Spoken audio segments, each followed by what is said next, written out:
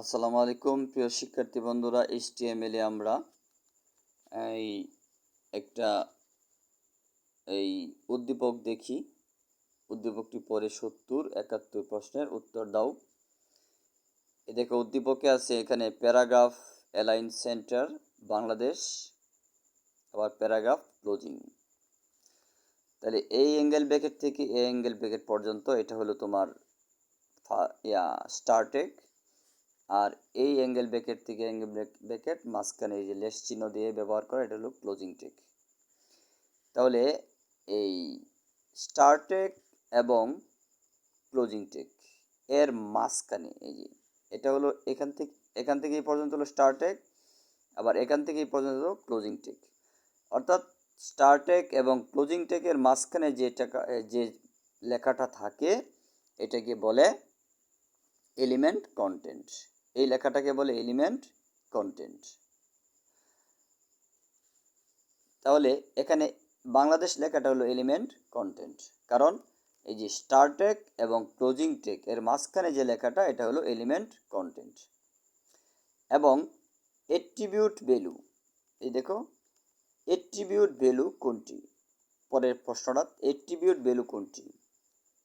Attribute value হচ্ছে এই বাংলাদেশ লেখাটা টেবিলের যে সেল আছে এর কোন স্থানে থাকবে, উপরে, মাঝে, ডানে, বামে। এই ডানে অথবা বামে এই দিক মানে স্থান বলে দেওয়া যে কথাটা, ভাষা শব্দটা, এই শব্দটা হইল এট্রিবিউট ভ্যালু। স্থান বাংলাদেশ লেখাটা টেবিলের সেলের মাঝখানে থাকলে সেন্টার হবে, যদি বামে থাকে লেফট, ডানে থাকলে রাইট, উপরে থাকলে টপ, নিচে থাকলে আন্ডার। এই টপ, রাইট, সেন্টার এই শব্দগুলোকে বলে এট্রিবিউট ভ্যালু।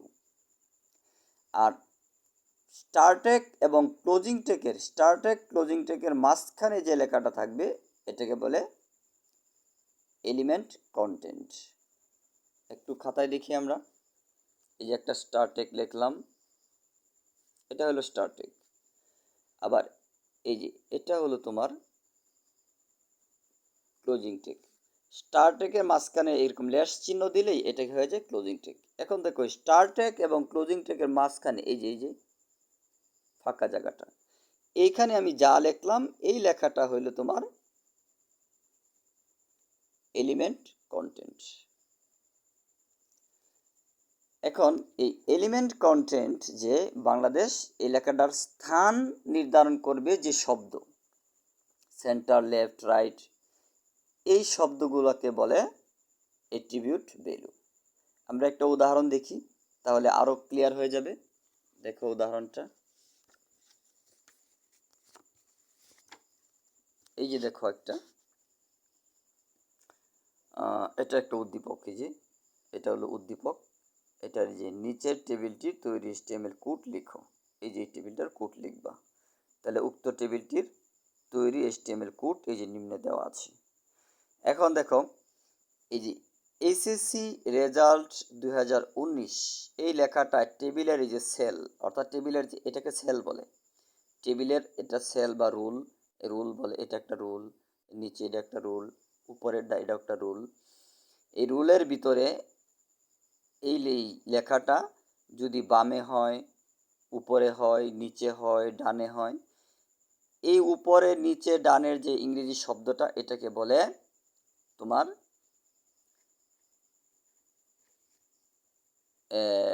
Attribute value. এটাকে বলে এট্রিবিউট ভ্যালু। তাহলে এই লেখাটা দেখো কোন জায়গায় আছে, ঠিক ঠিক দেখো মাঝখানে আছে।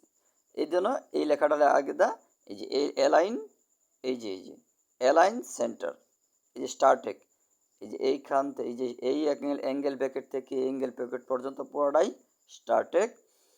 আর এই যে অ্যালাইন সেন্টার, অর্থাৎ এই লেখাটা এই যে SSC রেজাল্ট 2019 লেখাটা মাঝখানে হওয়ার জন্য এই যে সেন্টার ব্যবহার করেছে।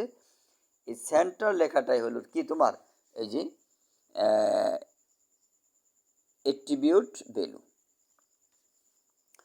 আরেকটা দেখো, এই যে এখানে লেফট ব্যবহার করা হয়েছে গ্রুপ, এই যে গ্রুপ লেখাটা দেখো, এই যে সেলের বাম দিকে, এই যে সেক্স এই লেখাটা কিন্তু বাম দিকে, আবার এই টোটাল লেখাটা কিন্তু ঠিক ঠিক মাঝখানে। তাহলে এই যে গ্রুপের জায়গায় দেখো, এই যে গ্রুপের আগে এই যে লেফট ব্যবহার করা হয়েছে, আবার ওই যে এই যে টোটাল লেখার আগে এই যে সেন্টার ব্যবহার করা হয়েছে, অর্থাৎ এখানে দেখো সেন্টার, এই যে টোটাল কিন্তু মাঝখানে, আবার এই যে সেক গ্রুপ বামে, এগুলাকে লেফট ব্যবহার করা হয়েছে। এই স্থান নির্ধারণ শব্দটাই হলো তোমার কি, এই যে স্থান নির্ধারণ শব্দটা হলো তোমার অ্যাট্রিবিউট ভ্যালু।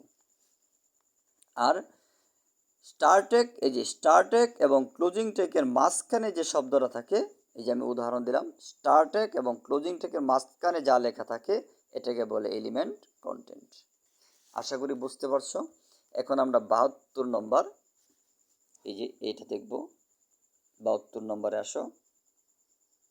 নিচের কোনটি এমপিটি ট্যাগ? ট্যাগ দুই প্রকার, empty tag, container tag. Empty tag, container tag. Container tag হলো, এই যে খাতায় উদাহরণে আসো, এরকম স্টার ট্যাগ এবং ক্লোজিং ট্যাগ দুটোই আছে, স্টার ট্যাগও আছে আবার ক্লোজিং ট্যাগও আছে। এর মাঝখানে যে লেখাটা থাকে এটাকে বলে এলিমেন্ট কন্টেন্ট। এই জন্য এই ট্যাগটাকে বলে এমপিটি ট্যাগ, কন্টেইনার ট্যাগ, এটাকে বলে কন্টেইনার ট্যাগ। আর এমপিটি ট্যাগ হলো শুধু স্টার ট্যাগ হবে, ক্লোজিং হবে না, শুধু স্টার ট্যাগ হবে, ক্লোজিং হবে না, এটাকে বলে এমপিটি ট্যাগ। তাহলে এখানে দেখো, এই যে 72 নম্বরে এমপিটি ট্যাগ কোনটি? এখানে এইচআর হলো হেড লেখার জন্য, রুলের হেড লেখার জন্য। ওএল অর্ডার লিস্টের, এটা টিডি টেবিল ডাটা, এরকম ইএম। এই যে আমরা চারটে অপশান দেখছি, এর মধ্যে এমপিটি ট্যাগ হলো যে ট্যাগের কি আছে, শুরু আছে শেষ নাই, অর্থাৎ স্টার ট্যাগ হয়, ক্লোজিং হয় না। তো স্টার ট্যাগ হয়, ক্লোজিং হয় না, এই ধরনের 3টা ট্যাগ আছে। আমরা ইতিপূর্বে ভিডিওতে সেগুলো দেখানো হয়েছে। এই যে এই ভিডিওগুলো আমরা দিয়েছিলাম। এই দেখো 3টা tag, image, BR, HR, image, BR, HR, এই 3টা ট্যাগ হলো এমপিটি ট্যাগ। এটির কি হয় না, ক্লোজিং হয় না, শুধু স্টার ট্যাগ হয়। তো এই জায়গায় দেখো কোনটা আছে, এইচআর। এখানে আছে কি 72 নম্বরে দেখো এইচআর আছে। তাহলে এইচআর, এই যে এখানে আমরা 3টা ট্যাগ পেয়েছিলাম না, এই যে 3টা, ইমেজ, বিআর, এইচআর, এই এইচআর তোমার যে এখানে আছে, এইচআর হলো তোমার কি, এমপিটি ট্যাগ। এটা শুরু আছে শেষ নাই, অর্থাৎ স্টার হয়, ক্লোজিং হয় না। তাহলে ক নম্বর সঠিক। নিচের কোনটি ফাঁকা ট্যাগ? এই যে এখানে যে ট্যাগগুলো দেখতেছি আমরা, এখানে কোনটি ফাঁকা ট্যাগ? ফাঁকা ট্যাগ বলতে হইল যার এরকম স্টার ট্যাগ আছে, ক্লোজিং আছে, এটা কিন্তু ফাঁকা না, কারণ স্টার আছে, ক্লোজিং আছে, মাঝখানে একটা সীমাবদ্ধতা আছে, এটা ফাঁকা নাই। আর যার স্টার আছে, স্টার মানে শুরু ট্যাগ আছে কিন্তু শেষ নাই, তাহলে এই দিক দিয়ে কি ফাঁকা পড়ে গেল না? এরকম ফাঁকা ট্যাগ এখানে কোনটি, এই কথাটাই বোঝাইছে। নিচের কোনটি ফাঁকা ট্যাগ? ফাঁকা ট্যাগ মানে কি, যার স্টার আছে, স্টার হয় কিন্তু ক্লোজিং হয় না। এখানে দেখো, এই যে আমি 3টা ট্যাগের কথা বলেছিলাম যে এগুলো স্টার হয়, ক্লোজিং হয় না, যেমন এই যে ইমেজ, বিআর, এইচআর, এই 3টার কি স্টার হয়, ক্লোজিং হয় না। এই ধরনের এখানে আছে কোনটি, দেখো কোনটি, নিচের কোনটি ফাঁকা ট্যাগ? এই দেখো বিআর আছে, এই বিআর কিন্তু ফাঁকা ট্যাগ, এটার কি হয়, স্টার হয়, ক্লোজিং হয় না। এই যে এখানে 74 আছে প্যারাগ্রাফ নির্ধারণ ট্যাগ কোনটি? এখানে প্যারাগ্রাফ নির্ধারণ ট্যাগ কোনটি? যে কোনো প্যারাগ্রাফ লেখার জন্য যে পি দিয়া প্যারাগ্রাফ লিখতে হয়, পি দিয়ে প্যারাগ্রাফ লিখতে হয়। আর বি দিয়ে হলো বোল্ড, লেখাটাকে বড় করে দেখার জন্য। যেমন এই যে এখানে একটা উদাহরণ দেখো, আমার এই যে এই লেখাটা তুলনামূলক এই এইচটিএমএল লেখাটা বড় না, তো এরকম লেখাটাকে বড় করার জন্য বোল্ট ব্যবহার করা হয়, এই যে এই বোল্ট। আর ইটালিক, লেখাটাকে ইটালিক করার জন্য আই ব্যবহার করা হয়। ইটালিক মানে কি? ইটালিক হলো কিছু স্টাইল করে আমরা লিখি না, যেরকম এ লাইন এরকম টানা দিয়া একটু অক্ষরগুলো কিরম যেন একটু বাঁকা বাঁকা হয়ে থাকে, এইগুলাকে বলে ইটালিক। এরকম ইটালিক করে লেখার জন্য এই যে আমরা এই আই ইটালিক ব্যবহার করি।